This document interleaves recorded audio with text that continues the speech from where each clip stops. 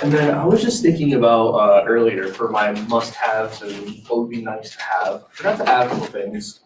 I guess the main reason I didn't add them is because I wanted more answers for them because I wasn't sure how it would impact my budget or my income. Because I don't want to make sure I have to add anything that aren't going to be necessary or drive up the price. Those things being having a garage, having the necessary windows. That's pretty important, especially for saving utility bills, because I know that was important that I mentioned earlier.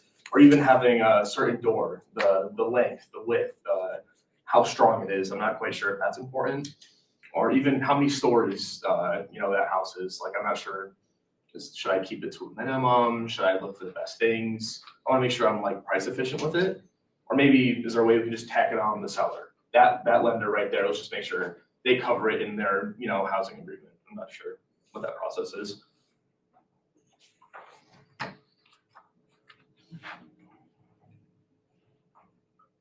So there's many different amenities that we can look at. For example, windows are definitely not, it's nice to have very modern windows with double glass panes or even triple to protect against cold air and hot air entering the house.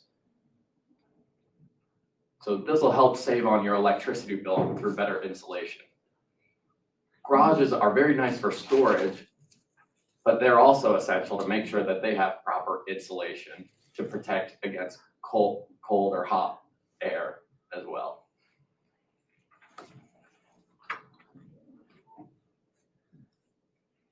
Of course, it's nice to have very moderately sized doors because that way you could carry furniture through the doorways easily. Unlike if it was a very narrow doorway, you definitely have a struggle.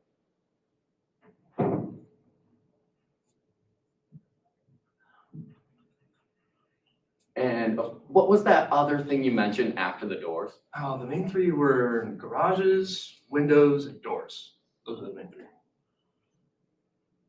That was pretty much it. Great. Yeah. I guess if you ask, like, is there anything I'm missing? Is there anything I'm forgetting that you might suggest that I kind of should consider or think about?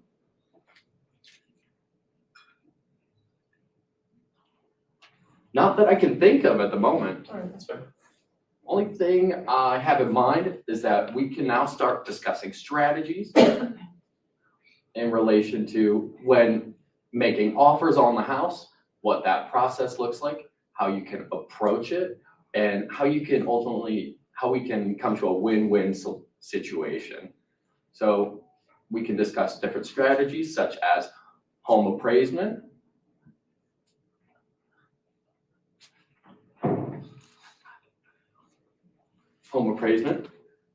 Some people prefer to waive the fees for home appraisement because they'd rather utilize a bidding system. And this is a great way to win and save some money. This will make the sellers more excited about the opportunity. Of course, we already discussed that the appraisal is very important because you're making such a large investment. We want to make sure everything looks nice. There's no serious issues that require any further renovation. But at the same time, I'm here to make sure that when I enter the house, I can give you a rough estimate of what my perspective on that house value is. If I feel that the construction is all good, then I'll go ahead and recommend that you waive the appraisement because of how good of shape it's in. I'm sorry, I gotta ask, what is appraisement? What does that mean?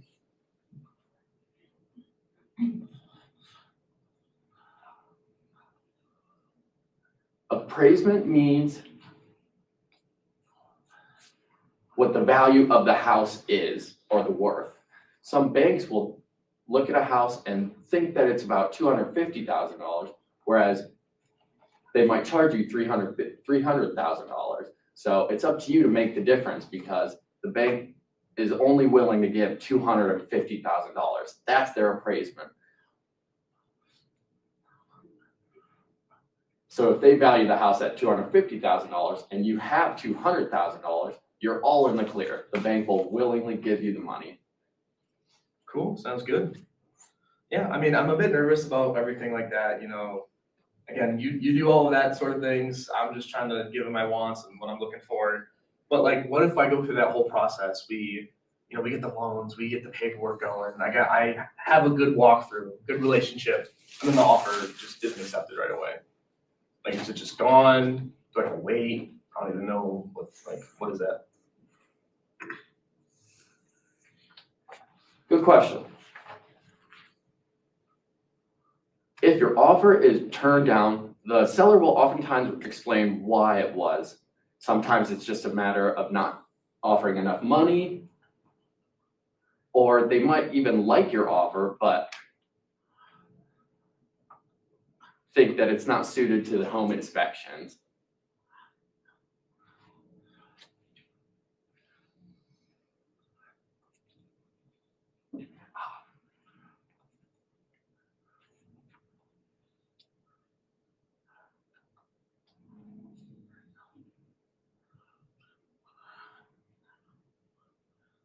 So my apologies, interpreter error. Home inspections, which is when you hire an independent contractor to come into the house, look at the roof, the structure, everything, and inform you whether or not it's a good deal or not, or whether there's a lot of work to be done on the house, and they'll recommend you to avoid it.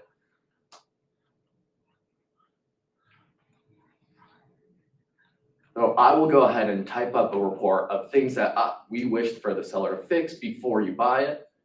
And sometimes the sellers aren't willing to do this. They simply don't have the money or the time. So then it's up to you to decide whether you rather risk going ahead with the purchase or abstaining from it. The reason is there's always houses available. So don't be concerned if you're turned down. Just keep looking. Most people don't just buy the first house they come across. It's a lengthy process of experiencing rejection or not liking houses. Even myself, I was turned down 20 times before I bought my first house. It's a very common experience, so don't be concerned after the first few rejections. To find the perfect house or the dream house on your first time is incredibly rare. Gotcha. So I'm thinking about that dream house. So let's say I find a house and a lot of things aren't up to my standards. And again, I want that move-in ready house, but like, what if I just see that house and the schools are great, the location's great? I mean, heck, what if I know some of the neighbors there? So home inspection, what if it fails, renovation, like what if I just choose a move-in ready, but maybe I just renovate for like a couple weeks? I feel like I'm okay to do that.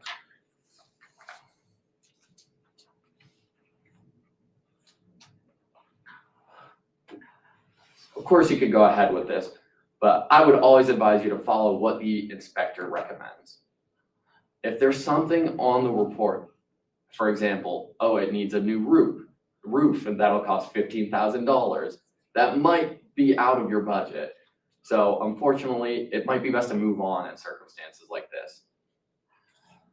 If you're really in love with that particular area, or you really enjoy that neighborhood, then it's up to you to decide whether you're willing to go ahead and invest in the house. So it's really up to your personal preference and your budget, because the goal obviously is to save money while also getting what you want. So let's say I go through that. I'm willing to do the inspection, the roof is great, but let's say, I mean, is there paperwork involved in that? Let's say we go through that and then after a week or two, I want to get out because I'm just too far in the hole. We spent on floors, roofing, windows, I mean, we spent on everything.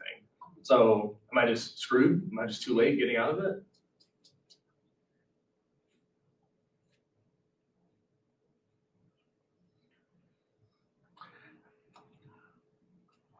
So if you've started the renovation process and the inspector still turns it down, that might mean that the house does not meet code standards. When you're ready to renovate, always make sure that you research what codes need to be followed and that they're met satisfactorily. It's good to ask for outside advice to make sure that you're doing well so far, so that certain situations like this don't arise. They can oftentimes help guide you through the renovations that's gone on so far and what's still required, and keep you informed throughout the entire process. code standards, is that like universal thing, statewide, neighborhood? I don't even know.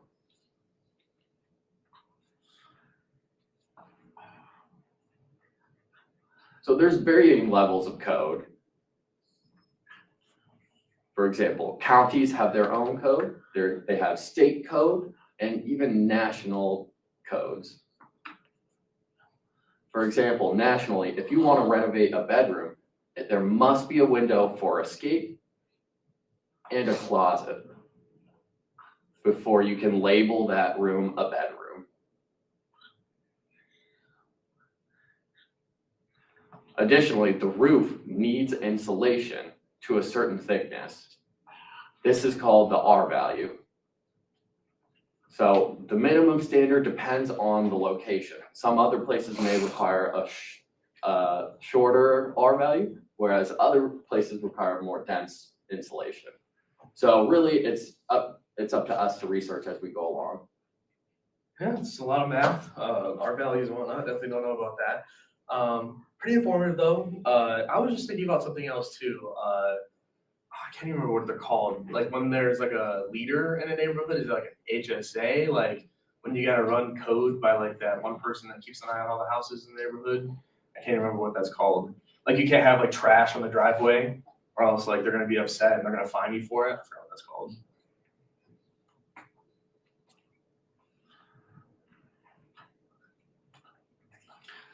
So HOAs are a thing, but it really depends on the neighborhood. HOA, or the Homeowners Association, typically requires that you pay slightly extra per month depending on how much their association costs, and that you follow that local,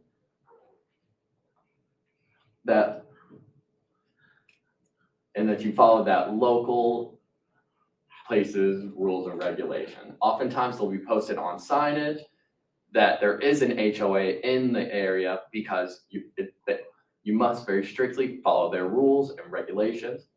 For example, if you'd like to paint your house someday, there's only a select number of colors that you can, such as white, gray, or black. Most neighborhoods don't have HOAs.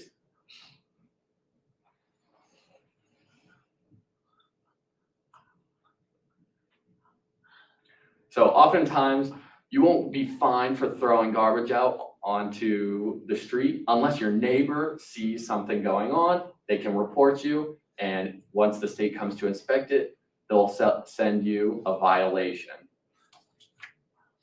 to please clean it up, or else you will be charged further. They may even take you to court, put a lien on your house, until you clean it up, or maybe you may even lose your house if you don't follow the law. Wow, that's a lot. That's very interesting. Do people like HOAs? Is that a commonality? Is there like pros and cons with it? Should I look into a neighborhood with HOAs? What's your personal take on that?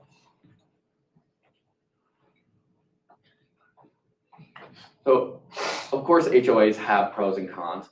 I personally am not crazy about HOAs because if I want to renovate outside or the house's exterior, for example, a new shed, a new garage, a wider garage, or a longer driveway, I must be very careful to follow the HOA standards. This can cause the individual to feel like they don't have true ownership of their house. Some people prefer neighborhoods with HOAs because of these regulations. They like the clean appearance of the neighborhood and the fact that they will provide certain amenities such as collecting your garbage. So some people prefer the neighborhood to take care of these little things, whereas others prefer to have 100% of the responsibility and have the freedom to paint their house pink if they'd like, for example. That's fair. That's fair.